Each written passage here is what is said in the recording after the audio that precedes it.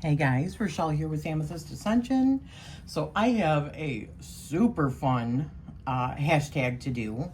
This was created by my gorgeous bestie, Courtney, from Erieswitchcraft. And she is the creator of this deck, and she created a hashtag for the Penny Dreadful universe, more or less. And it's called the hashtag the Dreadful Tag. And many of these questions, hers was originally 12, but I asked her if she minded if I added to it because I have her deck. I love the deck. And some of the cards I thought would be great prompts for some other ones as well. So I have a total of 19 different prompts here based on the cards, and I'm going to pull the cards out one at a time to show you then the corresponding decks, okay? So the first one is the Vampire Deck, a deck that sucks up most of your time. So obviously this one is the Count, like Count Dracula, right? So it's my decks. I know you're probably going to say, yeah, big surprise there, but I do so many spreads. This is the deck that I use the most generally. If there's one deck out of my collection that I use most, it's this, because I use tons of different spreads. I love using spreads or a representation of this spread, whether it's a representation of this kind of deck is what I would use most, because if I'm not using these, then we're creating spreads for all of the different monthly activities. So it's always spreads. That's the one thing that I use the most. And this is my Love of Spreads Oracle deck. And it's the first edition and the second edition. So those are the ones that suck most of my time. So the next one is, the Great Beast Impulse. So this is the Werewolf Deck, a deck that your relationship has changed with. And that would be the Spirit Keepers Tarot, the Vitruvian version. No. Wrong one. Sorry, it's actually the Revelation edition. My sister and I did a study with this. And in the beginning, before we did the study, I was really, man, I can still smell this. Wow, the anointing stuff. It smells so good. Sorry. But because of doing the study, because in the beginning, I was so intimidated by this deck, because there's just so much that goes along with this. But the truth of the matter is you can just use it like any other deck. Right? Any other tarot. If you choose to use it going further with anything, deep diving, this is also one of those decks that you can most definitely deep dive many different areas of deep diving. So, yeah. I'm trying to get through these quickly because I've got 19 different prompts. All right? So the next one is Medium Deck. And it's based off of the Seance, Looking Beyond. This is a deck that you use to communicate with other realms. So for me, that would be, and there's others too, but the one that really first came to mind is the Tarot of the She, right? Tarot of the She by Emily Carding. This is an actual great glyph used for communication with, as like a portal with the she. And I do feel like I am moving into another realm in order to talk to the she when I use this deck. And I have meditated for that channeling when I work with this deck. And the readings that I have gotten have been so profound. Yes, my copy is cut down. But, This was the first time I seen the tower as this, like busting out of your old skin, kind of, you know, that liberation with the great glyph underneath. The Great Task. This used to be my major stalker card. But what it says in the book is so good. Let me find it and read it to you right quick. Plus, this is the Ten of Wands, okay? So it says, who thinks of the sacrifice as they cross? Who weeps for knowledge of the bridge's loss? He knows the task is worth the pain. His suffering is for a greater gain. Keywords: responsibility, greater good, spiritual mission, sacrifice, and burdens. Oh, that was so good. Like being a bridge sometimes for the things that you feel like you're doing. It was a major eye-opening card for me. It wasn't just about all of these things, feeling all of these like everyday burdens, you know, like paying the bills. No, that could be part of it, but this is so much bigger. This is like a bridge for humanity kind of thing. The things that we take on. Anywho, it is this deck that I feel that major, like, entry. It is an entryway into another realm, the she realm, via the Great Glyph. So the next card and prompt was for the Orphan.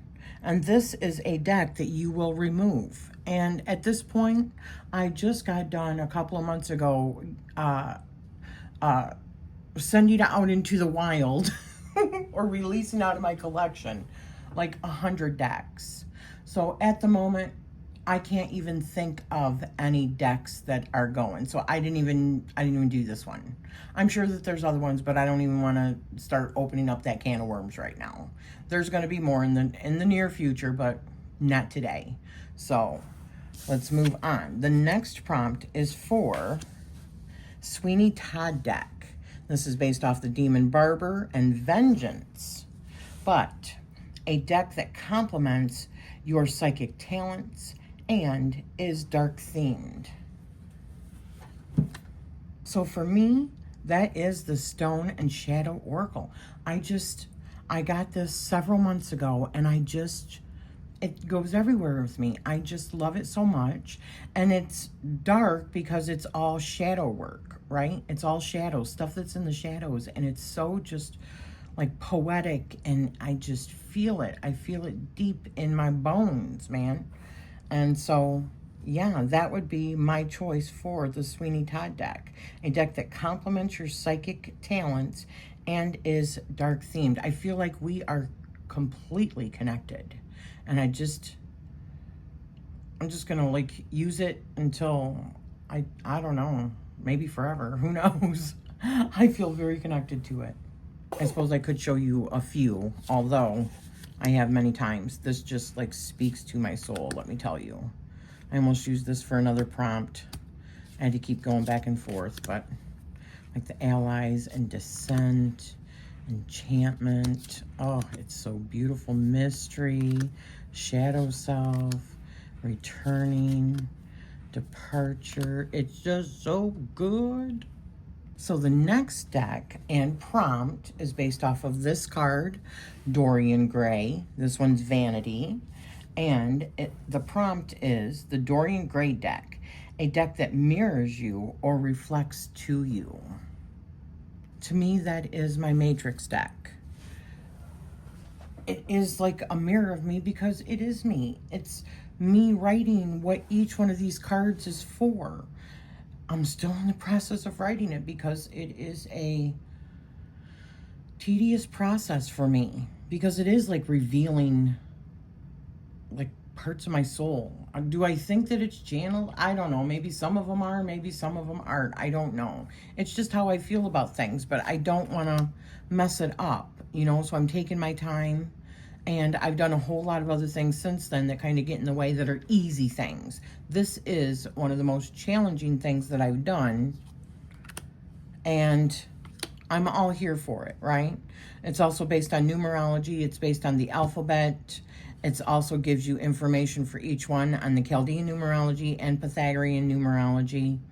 So it speaks to my soul, really, and what my thoughts about what we are living in, which is a simulation that I call the Matrix, or, you know, simulation. Mass consciousness created. This is how I feel, and this is what I am putting into each of the work that I do when I'm writing on something. I have completed much of it, but there's still some that I have to finish. Victory, yesterday, intuition, communicative and creative, that's based off of the number 3. And then we've got evolving. You can use this deck for dating, for getting dates because of the numerology, and each letter is also linked to numerology. That's what this chart is for here. Right here. And depending on what system that you want to go by, you know. But then there's even going to be bigger messages for each one of these in the book that I'm writing, the Book of Secrets. And each one of those also has a spread, not the numbers, but the letters. Each all have a spread for even further seeking. You don't have to use it like that. You can use your intuition. This is very much an intuitive deck. But if you want to go deeper, you most definitely can. I am creating, I've got this version, and I've got the vintage, like Victorian version, and I've got 3 other ones that are going to be coming out with just like different aesthetics, but with the same mechanics. So I love this deck so much, I cannot even tell you. But it is like a mirror into my soul. That's what it feels like. So the next prompt and card is based off of the Witch, Spiritual Shifts. And so the prompt is the Witch Deck, a deck that is witch themed, or you use it in spells or rituals. And so I thought of the Magic and Mediums Oracle. I use this for a whole year, with the monthly stuff, the envelopes. And I think that this deck is so awesome. It's all based on magic. And, it doesn't necessarily have your witch aesthetic, but it's magical. A witch's oracle, really. And it comes with, like,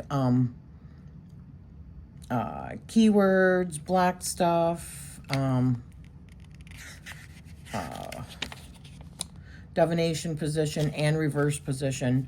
But a lot of these are like ritualistic and will tell you, about certain things in your magic. Obviously, Magic and Mediums Oracle. But you'll see, it's like a magical practice. It can lead you or give you answers in your actual practice, guidance in your practice. So this is the one that I thought of. So the next card is the Ripper card in Hatred, and it is the Ripper Deck, a deck that you wished you could chop, slash, and hack. And I'm just going to show you one that I did. So it's the Gothic Tarot, illustrated by Joseph Vargo. And, yeah, published by Monolith Graphics.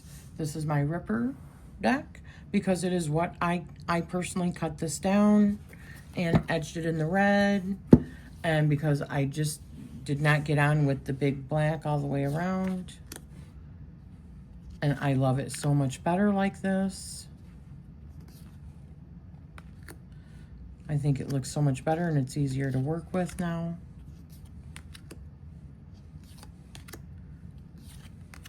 I have most definitely done a lot of modifications.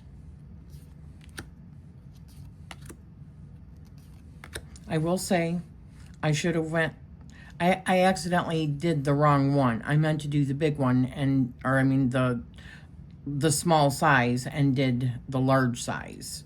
But once you do one corner, it's too late. So, It is what it is. I still don't mind, though. I still think it turned out great. And I still like it way better than what the original was with the black all over and much bigger. So yeah, that was my Ripper deck. So the next card and prompt is the Frankenstein deck, based off the monster, Frankenstein's monster. Remember your heart, it says. So, a deck that you have modified or created.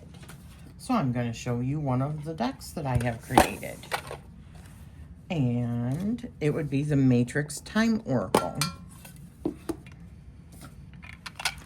And I thought this was kind of cool because time travel is kind of like the Frankenstein monster, kind of. Meaning, this is about different times in history and getting timing. And the Frankenstein monster is like taking different parts from other bodies and reanimating them, right? So I know it's not like time, but it's still like somebody that can travel through time. I don't know. It's hard for me to explain my quirky thinking in that, but like somebody that can time travel can go in and out of different periods. I mean, even to last week or, you know, yesterday, or shoot forward a week or a month or, you know, whatever. And having the pieces of somebody feels like, what was that again? Oh, a deck that you modified or created, right.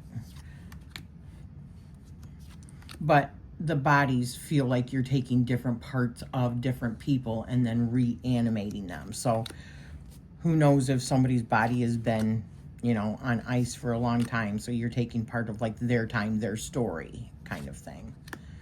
I know that was like a weird way around. It made sense when I first thought about it, but that's me. So yeah, this is one of the decks that I have created. So the next one is the Scorned Woman, Trust Issues. So the Scorned Woman deck is a deck depicting strong women.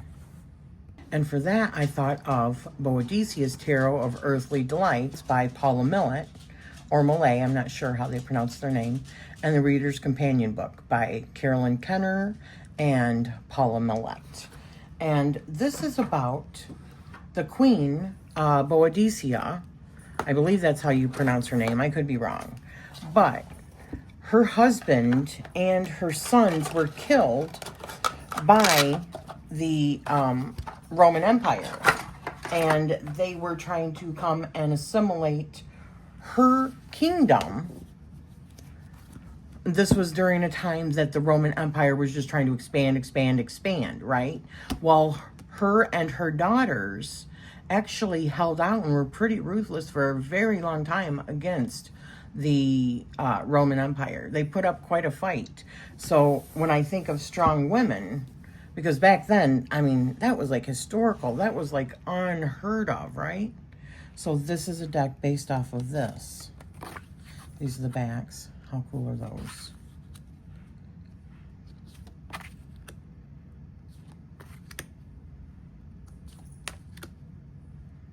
I just think the whole concept is really cool. But I do have lots of goddess decks and a couple of tarot decks that are all based on like literary women and goddesses and stuff like that. But this is the one that first came to mind just because she was really a badass, you know?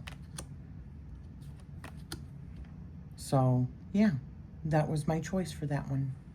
So the next one is Forbidden Lovers. A lover's card that is seductively yummy. And let me say, I mean, hello, this one is seductively yummy out of her deck. Granted, this is not tarot. So I thought of the Druidcraft Tarot, because this seems like they're off in nature, sneaking a moment with each other, and they're in that embrace, You know, it's not just seductive, it's intimate. Intimate. And it is out in nature with, you know, it's just like open, right? Anybody could come along, but they've like snuck off from the rest of the tribe in order to sneak this moment of passion together. And it's just the most beautiful thing. And this is my version of the Druid craft, which has been cut down with everything taken off of it. And I just love it so much better now that everything's been taken off of it. I have to, before I use it, I have to like refreshen my memory of what some of these are, because some of them I get confused. A lot of them I don't, right? Like, I believe this is either the 4 or 6 of Pentacles. Because, I mean, we see 4 here. Well, I don't know. There's several. I don't know. Maybe that's the 10 of Pentacles. I don't remember. See, that's what I mean. Chariot. Magician. 5 of Cups. I think King of Pentacles. Ace of Cups. 3 of Cups. 8 of Cups. The Moon card. So, anywho. That was my choice for just beautiful lover's card, like seductive lover's card, because it's just so intimate. I love it. So the next one is Jackal and Hide deck. Show me a pairing. So this is Jackal and Hide and Know Thyself. So I do have a pairing for you. So the 2 decks are the Gothic Tale Tarot deck that I did, and one of my newest creations, a Gothic Dolly Oracle that is now available. So we've got the King of Cups with the Knight of Wands and Betrayal. Are you seeking revenge? This feels like a Jekyll and Hyde kind of. Correspondence, lack of communication with Justice, and Ace of Cups. So we've got Page of Cups and Queen of Wands, social media, chasing views and likes. This deck I actually created during the month that I was working on the Divine Feminine work and the Dark Feminine. And this was kind of like my offering to Lilith, and who I've really been feeling her energy and just embracing my Dark Feminine. And so this came out of that. So we've got the Ace of Pentacles with the 8 of Swords and Pride, arrogance, or self-love.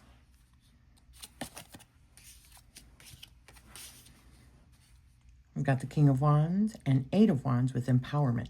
Call back your power now.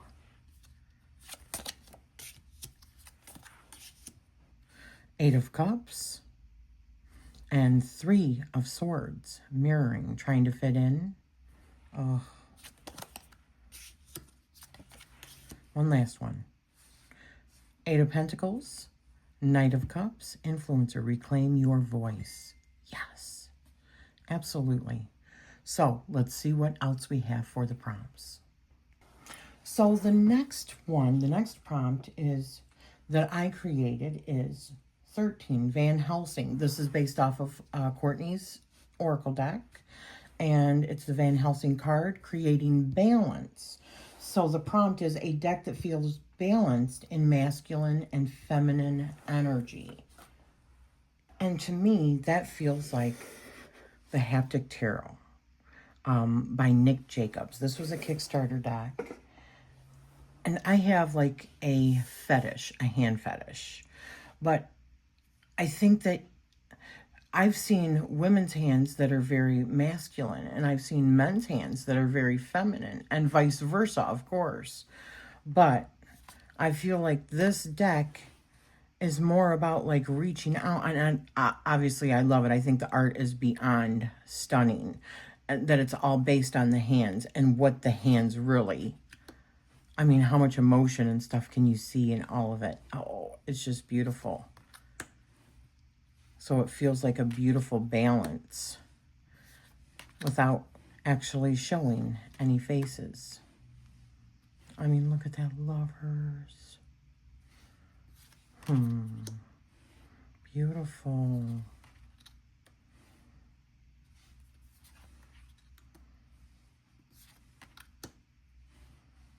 It feels masculine and feminine. It feels like it's beyond that for me.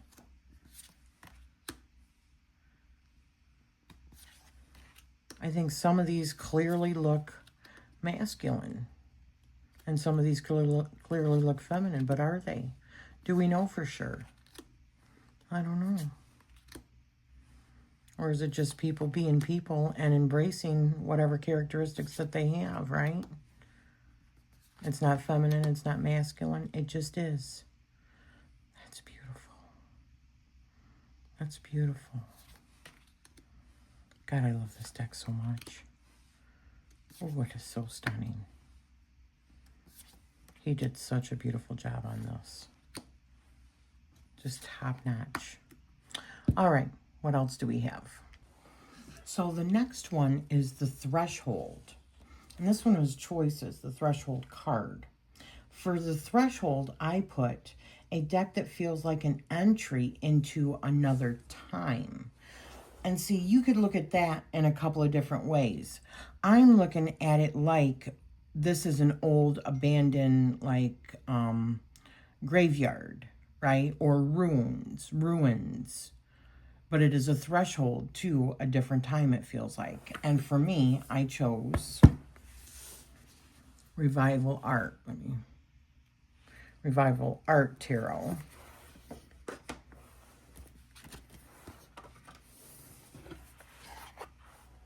And those are the backs. Gorgeous.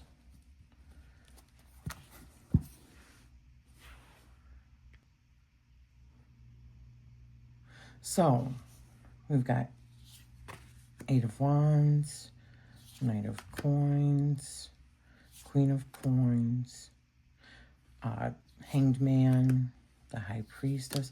I mean, it is definitely like stepping back into another time, isn't it? This could be your ancestry. This could be ancestry too. Like a deck that you would use for stepping back into time, maybe connecting with your ancestors if you want to do that. For me, I just thought of like a portal to another time period kind of thing. Like something from our past, because this feels like a ruins to me. Like an old abandoned graveyard. What choices did those people make in that time period? This art is just so stunning. This deck is so beautiful. Oh, look at that. Wow. Gorgeous, isn't it? All right. So the next one... the next prompt was, and next card, was Phantom of the Opera, Hiding Away. So the prompt was Phantom of the Opera, a deck that sings to your soul of hidden things. So I thought of the Rhythm and Soul Tarot by Stacey Williams, NG. And let me make this a little bit smaller. There we go. This deck does, but it also came with, if you did the Kickstarter, she made a playlist. Stacey Williams and G made a playlist on Spotify that you would have access to, and it was old jazz and blues and roots music, and it was just, oh, I would just close my eyes and listen to it, and it just like sings to you, like sings literally to your soul, man, like of roots and history, our history, the history of music, right? And its various forms, really. like rock and roll and bluegrass and or blues, jazz. Love it, love it, love it. So I thought of this one. Oh, yeah. Just this also reminds me of the movie that we just watched called a couple of nights ago called Sinners, and it's a couple of brothers, twins, who come back to like their southern roots, to their hometown, and they are like starting up a club, a musical club, and then vampires come in, but they were doing like really soulful bluesy music. Loved it. And one of the ladies in it was a witch, and she was a root worker. And so it makes me think of that too. And she knew that it was vampires out there. But it was really good. I really enjoyed it. So let's see what the next prompt is. So the next prompt and the next card is the Omen card and warning. So the prompt I created was the Omen, a deck that reads more symbolically to you. So this is what I chose. So the deck I thought of for that is the Hexen 2.0 Tarot by Suzanne Treister. And you can see even on here, right? Like the symbols. I mean, you can go by the meanings, but there's so much to explore in here that's symbolism and like conspiracy stuff, like conspiracy maps like they make, right? Like MK Ultra, CIA, Three of Swords, right? Oh gosh, see how that just, this is great. I've done crime readings, like where we play, and I still want to do that with the Patreon group. Have a party, like build a crime kind of thing. It's so much fun. I've done it a few times with my friends now, and I used this one time, and it was so friggin' excellent. Oh my God. But this is definitely, this reads more about the symbols on the cards and the different conspiracy trains and rabbit holes that you can go down rather than the actual meaning of the cards. Granted, you can use the meaning of the cards, but this is just like so much more for that conspiracy mindset, you know? It's so cool. So yeah, that was my prompt. So this next prompt is Sacred Ground, a deck that feels grounded in tradition. So I actually have 3 different decks here. And I'm not going to pull them out, but one is the Kabbalah Tree of Life Oracle. This is very traditional. The I Ching Complete Divination Kit, which has all the 64 hexagram cards and instructions guide and everything. This feels very traditional. And my 13 sign astrology deck, because traditionally we read and looked for omens in the sky. We were stargazers. We weren't chart readers. So our ancients traditionally looked up to the sky for omens and stuff like that. Not to the charts, not to... Maybe they had telescopes, who knows? They probably did have, of some sort, but it's astrology. We have had astrology on our planet or following and gazing up to the stars for as long as we've had civilizations. So, yeah, those are my 3 decks. These are all ancient, far older than tarot, okay? All of these, the I Ching, the Kabbalah, and astrology, all far older than tarot itself. And the next prompt, 18, is the Healer, and the Healer card, Caregiving. It says, a deck that feels like a caregiver. And to me, that is from roots to blooms. The messages feel like a caregiver, like something that your mom would say to you or your best friend would say to you, right? Their opinions are a reflection of them. Validate yourself before seeking acceptance elsewhere. If it costs you your peace, it's too expensive. Fan your fire. Do something for your inner child today. Find a routine that fits and show up for yourself. I accept my whatever it is, you fill in the blank, a little more today. Joy happens in the now. Intentionally embrace it. Wind, trust, lift, explore. You see why this feels like such a healing, empowering, loving kind of deck? Absolutely. If it's out of your hands, don't keep it in your head. Go touch the grass. Rest and reset, mind, body, spirit. Practice trusting yourself daily. Blow on me and make a wish. Be human to the fullest. And this was created by Haley Waite. This was also a Kickstarter that I backed a couple of years ago. And I just love this deck. The last prompt is the Incubus, Temptation. The Incubus, a deck that you are so tempted to buy right now.